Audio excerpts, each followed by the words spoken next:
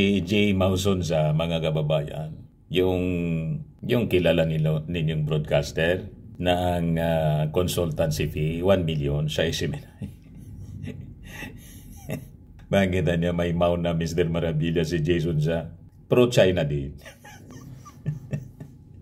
Galit na galit po dahil sa patong na 1 million sa ulo po ni Pacquiao at dahil sa announcement mismo na pinalabas ni DILG Secretary Benhur Abalos na nagpa-preskon po, kinulayan po ng politika.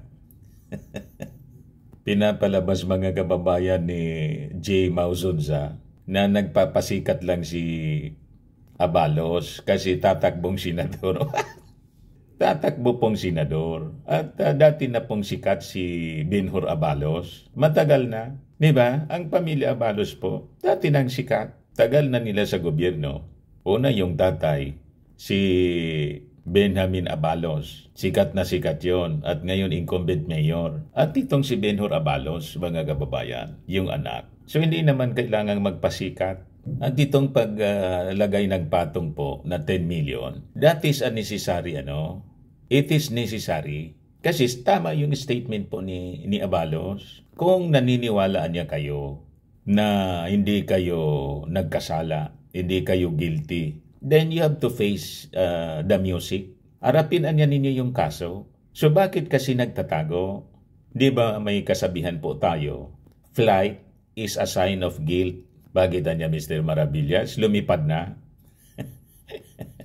Hindi naman siguro mga kababayan lumipad kasi nababantayan po yung mga airports natin. Mahigpit yung pagbabantay ng ating mga authorities. Ang ibig sabihin natin ng flight, yung pagtatago po, umiwas sa batas. Pag umiiwas ka sa batas, ayaw mong harapin ang mga asunto. Ang ibig sabihin niyan, that is a sign of guilt. Tingnan ninyo yung mga Marcoses po, inarap nila, hindi sila tumakas. Inarap nila yung 938 cases all throughout the world. At sabi nga natin, si Dilima po, tingnan ninyo, hinarap niya, nagpakulong pa. Then na found out mga kababayan, kasi naniniwala siya, hindi siya guilty. Napatunayan ng husgado. Na-dismiss yung 3 kaso na final po ni Maudigs. You see? So in the same way, dapat ganon ang ginagawa po ni Pacquiao. So ito, mga kababayan, yung statement ni Jason sa. Ayan Sabi niya rito, ito ay isang vilification campaign against Pastor Kibuloy para sumikat itong isang gustong tumakbo bilang senador. Jason sa inilabas ng DILG na wanted poster ni Pastor Kibuloy. Maliwanag pa niya sa sikat ng araw yan, pari-parihong istorya, word for word, verbatim yung mga nilalabas, or verbatim yung mga inilalabas na istorya sa mga dyaryo, radyo at telebisyon. So hindi pwedeng enterprise story ito. Iisa ang picture na ginagamit, iisa ang poster na ginagamit. Siyempre ganun. Wala nga iba-ibang picture. Para yan sa pagkandidato mga kababayan for immediate recall. Madaling matandaan yung mukha, dapat iisa lang. Isang tingin mo pa lang, alam mo na, hindi yung iba-ibang picture ang gagamitin. Dapat isa lang. So anong problema niyo doon? Di ba? So ito ay isang vilification campaign against Pastor Kibuloy para sumikat itong gustong tumakbo bilang senador. Hindi naman po kailangang i-vilify pa si Pastor Kibuloy kasi dati nang nasira yung kanyang pangalan kahit nung wala pa siyang kaso rito sa Pilipinas. Kasi sa Amerika pa lang po, sira na. May kaso siya sa FBI. Tama? At ang tama niyang dapat na gawin ay harapin yung kanyang asunto para yung sinasabing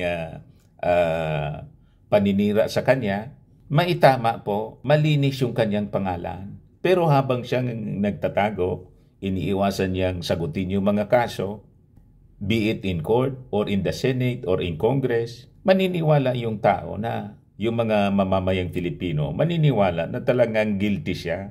Kasi kung hindi guilty ang tao, tulad ng ating Pangulong Bongbong Marcos, pamilya Marcoses at si Dilima, kailangang harapin. Sila inarap nila O ngayon, nalinis yung pangalan ng mga Marcoses. So nakabalik sila sa posisyon. Di ba? And I think si De Lima, pag tumakbong senador, baka iboto po manalong muli sa pagkasenador. Kasi napatunayan niya in court. Nagawa-gawa man lang talaga pala ni Maudigs yung kasong final sa kanya. Tama? Itong si Jason sa tumanda ng broadcaster, imbes gumanda yung pananaw sa buhay, naging liko.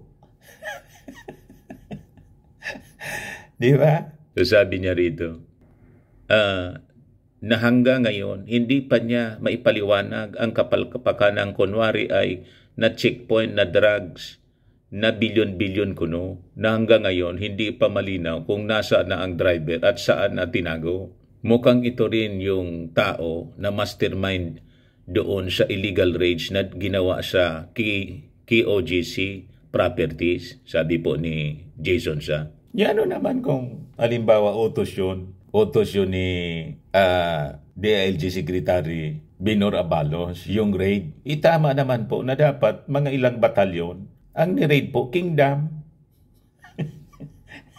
Tama? Baliktad nga yung nangyari doon eh. Yung mga polis, yung binumba ng tubig, saan ka nakakita noon? Na yung raiding team, binubumba po ng bombero na pag-ari yata yun ni Pacquiao. You see? Pero walang nasaktan, mga kababayan. Kung sa panahon nga ni Maudigs ito, kalaban sa politika, baka shoot to kill order na itong si Pacquiao. Pero hindi yan gawain ng ating administrasyon. Panahon po ni Maudigs, yung mga suspected drug couriers, hindi na nakaabot sa korte po. Sentensyado agad during the operation because of the tukang-tukang, ejiki. Pero wala kayong reklamo. Pero tingnan ninyo, challenge ni Pacquiao, mga kababayan, yung ating gobyerno, yung Senado, challenge niya na i-filean niya ninyo yung DOJ, challenge niya. I-filean niya ninyo yung kaso sa korte. Pero dyan na niya sa Senado. Hindi ako mag-attend kasi hindi man na niya yan yung proper forum. Isampaan niya ninyo sa proper forum. Ngayon, kinol ng DOJ po. Sinampa yung kaso. Asa na ngayon si Pacquiao? Biglang nag-disappear. Di ba? Mga kababayan, yan ang masama sa inyo. Pero gusto ninyong malinis. Sino man ang maglilinis niyan kung hindi usgado? At hindi malilinis ang kanyang pangalan pag hindi siya sumuko. So magiging puganti siya. And in fact, declared na siya as fugitive from justice, mga kababayan. Pinag-aabol ng batas. Pati nga si, pwedeng pinag-aaralan na po yung kaso. Si Maudigs, kasi nagsabi siya. Alam niya daw kung nasaan si Pacquiao. Pero anya secret. O ngayon, nag-react yung PNP. Hindi niya maari ang ganyan. That is obstruction of justice, sabi ni PNP Director General Marbil. Sabi po ni Abalos, ang batas niya ay batas. Abalos urges Kibuloy to surrender. In a press conference with the Philippine National Police, Monday, July 8, Abalos said, private citizens have pulled a 10 million pesos reward for anyone who can provide information leading to the arrest of Kibuloy, who is wanted for sexual abuse and human trafficking. His co-accused, Crescente Paulin, and Ingrid Cañada, Silvia Simanes, and Jacqueline Roy each have 1 million pesos bounty. So bali 15 million po ang nakapatong sa kanila. 10 million kay Pacquiao, tig 1 milyon sa sino mang makapagturo sa mga kasama ni Pacquiao. Kung talagang wala po kayong kasalanan, Pastor, mariyon tayong tinatawag na korte, sumurrender na lang po tayo para matapos na po ito. Harapin na po natin ang akusasyon kamukha ng ginawa ng ibang ordinaryong tao. Dapat ganon ang mangyari. Pero sa nangyayaring ito, parang tinatapakan ang sistema ng pamahalaan. Parang niyuyurakan magsiserve ka ng waran para ikaw na pa ang masama, hindi ba? Basta, simple lang, ang batas ay batas.